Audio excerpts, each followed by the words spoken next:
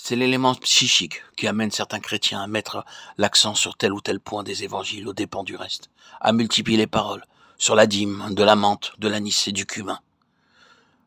Matthieu 23,15.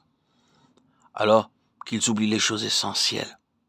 Or, ce qui est essentiel sous la dispensation de l'évangile, c'est la loi de Christ, et celle-ci met au premier plan l'amour et l'unité de l'esprit entre croyants. Condition essentielle de croissance dans l'unité de la foi, Ephésiens 4, 3, 13. L'élément psychique, c'est les orateurs, les conférenciers exposant le sujet de la sainteté nécessaire qui provoque les divisions et les séparations. Il peut y avoir de l'amour dans leur cœur. Il est vrai. Mais il n'empêche que ceci divise, car les puissances sataniques s'appuyant sur les éléments psychiques agrandissent et exagèrent toujours les divergences au lieu de souligner ce qui nuit. De sorte que des chrétiens sous couvert de témoignages pour Jésus combattent pour le triomphe de points de vue particuliers, chose d'importance très secondaire.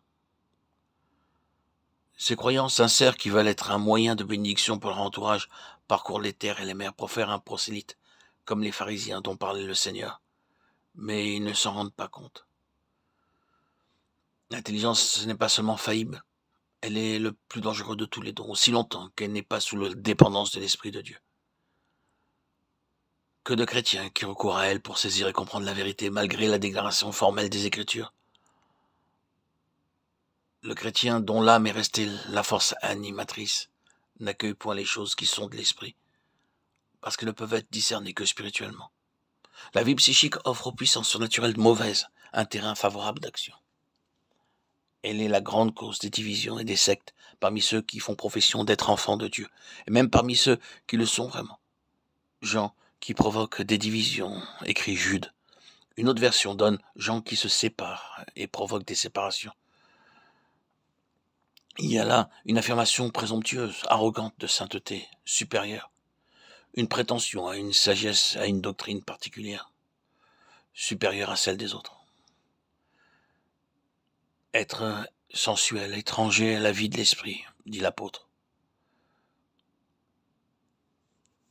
Se séparer soi-même, comme ayant une plus grande sainteté, est toujours un indice